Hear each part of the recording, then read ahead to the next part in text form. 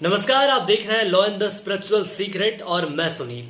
आज नए विषय पर जानकारी लेकर आए हैं। आज हम बात करेंगे कि आखिर जाप का फल कितने दिनों में मिलता है। जाप का फल कितने दिनों में मिलता है, कई ऐसे साधक हैं जो ये जानना चाहते हैं। आप भक्ति किसकी करें, आप साधना किसकी करें, जिससे कि आपको जल्द से जल्द जाप का फल मिल सके। कई ऐसे साधक हैं जो ये जानना चाहते हैं कि आखिर हम ऐसे कौन से देव हैं जिनकी भक्ति कर सकते हैं, जिसके माध्यम से जल्द हमें जो हमारी मेहनत है उसका फल प्राप्त हो। देखिए, आध्यात्म का आकर्षण ऐसा होता है, लेकिन आपको पता रहता है कि आपके कुल देवी देवता कौन है, किसकी पूजा हमें करनी चाहिए। कुल देवी वो होती हैं जो आपकी कुल की देवी होती हैं, लेकिन वो इष्ट नहीं होती हैं। उसके बाद भी आपको उनका पूजन करना ही चाहिए। यह तो तय है कि आपने कुल देवी या देवता का पूजन किया है। इसके लिए फिर यह नहीं सोचना चाहिए कि आखिर इष्ट देव या भगवान कौन होते हैं। देखिए, इष्ट देव या भगवान किसी के जन्म से हो सकते हैं, जिनके परिवार में पहले से वो पूजे जाते हों। आपके इष्ट भगवान हो सकते हैं, लेकिन कौन? जैसे कि आपके घर में भगवान शिव को माना जाता है और आपका भी मन उनमें लगता है, तो वह आपके इष्ट भगवान होंगे। इसका मतलब यह नहीं है कि आपका मन किसी दूसरे भगवान में न लगे।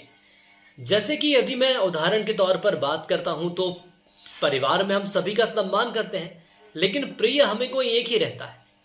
सभी का मान हम पूजते हैं, बराबर पूजते हैं, लेकिन एक के प्रति आपका लगाव थोड़ा ज्यादा होता है। एक ऐसे भी भगवान भी ऐसे ही होते हैं जिन पर आपका लगाव ज्यादा होता है। और इसी के कारण बहुत से लोग यह जानना चाहते हैं कि मैं भोलेनाथ को बहुत मानता हूं या मैं बजरंग बली को बहुत मानता हूं, तो किस भगवान को मैं इष्ट मानूं। तो ऐसी स्थिति में आप खुद अपने मन से पूछ सकते हैं कि मुझे आखिर ज्यादा प्रिय कौन है। इसमें कोई दोष नहीं है। जिसको भी अपने इष्ट आपने मान लिया है, उसके विषय में आपको जानकारी होनी चाहिए, उनका अध्ययन करना चाहिए, पूजा पाठ करना चाहिए। इससे आपकी भक्ति ज्यादा बेहतर होती है। एक बात का ध्यान रखना, जिसकी भी आप पूजा और पाठ करते हैं, जिसे भी आप इष्ट मानते हैं, उसे बार बार बदलना नहीं चाहिए। क्योंकि जब जो होता है, अगर आप एक ही देवता का करते हैं, तो सभी सिद्धियां, सभी सकारात्मक ऊर्जा आपको मिलती है, वो चीजें आपको प्राप्त हो जाती हैं। आपका आध्यात्म के मार्ग में उतरना और अपनाना माँ लक्ष्मी का सबसे बड़ा यही नियम है कि माँ लक्ष्मी उसी साधक के घर रहती हैं। जी हाँ, ध्यान से सुनिएगा, क्योंकि कई ऐसे साधक हैं जो ये चाहते हैं कि हमारे घर में लक्ष्मी का निवास हो। कोई क्या, हर साधक यही चाहता है। तो सुनिए, जिसका मन साफ रहता है, क्रोध जिसके अंदर रहता है, जिसमें क्रोध रहता है और माँ लक्ष्मी उसके घर या उसके पास नहीं रहती है, जो चिड़चिड़ा होता है या नशे का सेवन करता है, नशा करके लोगों को मारता है, मारपीट करता है, इस तरह से अपना क्रोध दिखाता है और दूसरों को गलत ठहरा कर वो अपने आप को सही बताता है, तो ऐसे लोग हमेशा गरीबी में रहते हैं। वहीं उनकी ऊर्जा को नकारात्मक ऊर्जा ने जकड़ रखा होता है। ऐसे लोग जरा जरा सी बात पर लड़ाई झगड़ा करते हैं। उनकी किस्मत में यही लिखा रहता है, जीवन भर उन्हें चप्पल ही घिसना है, क्योंकि उनका स्वभाव ही ऐसा होता है। और जब आपका स्वभाव ऐसा होता है, किसी से बेवजह लड़ाई करना, किसी को बेवजह परेशान करना, बात बात पर अपना रौब दिखाना, ऐसे लोग जीवन भर परेशान होते हैं। और ऐसे लोगों के घर में लक्ष्मी कभी वास नहीं करती है। ऐसा नहीं है, ये लोग 2 वक्त की रोटी तो जरूर कमा लेते हैं, लेकिन ऐसे लोग कभी धनवान नहीं बनते हैं। ये ऐसे ही जीकर मर जाते हैं, जैसा कि स्वभाव इन्होंने बना कर रखा है। तो एक बात जान लीजिए, अगर आपका स्वभाव सही नहीं है, तो कभी भी आप धनवान नहीं बन सकते हैं।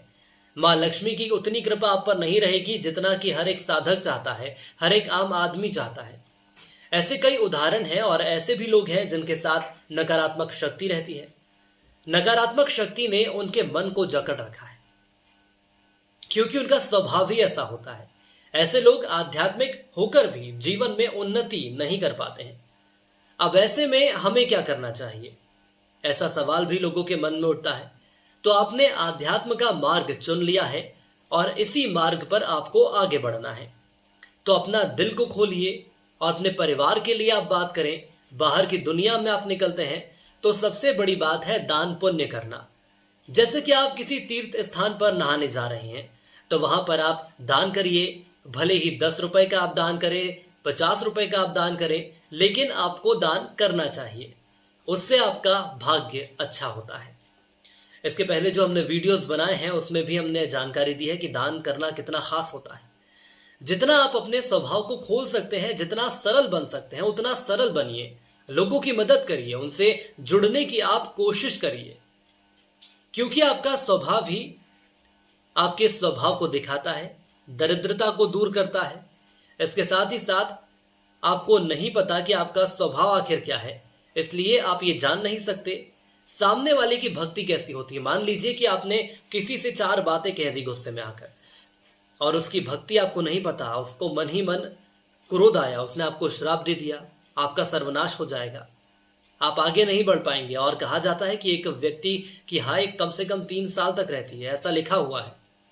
किसी ने आपको बद्दुआ दे दिया, आपने किसी का दिल दुखा दिया है, तो वो और वह व्यक्ति भक्त है तो उसकी बद्दुआ जरूर लगती है। अगर आप आध्यात्म के मार्ग पर चलते हैं तो आपको अपना स्वभाव बदलना होगा। शांत रहिए, सब्र रखिए। मंत्र जप का जो होता है वो समय लेता है और समय लेने के साथ ही भाग्य भी बदलता है। हालांकि इसमें भी अपना पूरा वक्त भाग्य लेता है, लेकिन एक बात बड़ी खास है कि उसमें आपके पाप कट जाएंगे और उसके बाद लाभ मिलना शुरू होगा। और जब लाभ मिलना शुरू होगा तो हर जगह से आपको लाभ मिलेगा। फिर आपको समझ आएगा कि पहले और आज के जीवन में इतना अंतर आखिर क्यों आया है। इतना अंतर आया है आपके शालीन स्वभाव से। जब आप शांत रहेंगे तो जबकि ऊर्जा आपके अंदर रहेगी, तपोबल आपका बढ़ेगा और तपोबल बढ़ने से लक्ष्मी को आप आकर्षित करेंगे, महालक्ष्मी को आकर्षित करेंगे और आपके उन्नति का हर मार्ग खुल जाएगा। तो अगर आपको आध्यात्म के मार्ग में आप आए हैं तो थोड़ा समय आप जरूर लीजिए, आप जप करिए, आपको जप का फल अवश्य मिलेगा। इसके साथ ही साथ आपको आध्यात्म के मार्ग पर आगे बढ़ना चाहिए, दान पुण्य करना चाहिए। तो आज के लिए इस वीडियो में इतना ही। और अगर आपने हमारे चैनल को सब्सक्राइब नहीं किया है तो हमारे चैनल को सब्सक्राइब करें और कुछ ऐसी ही रोचक जानकारियां लेकर एक बार फिर आपके समक्ष हम हाजिर होंगे। तब तक के लिए नमस्कार।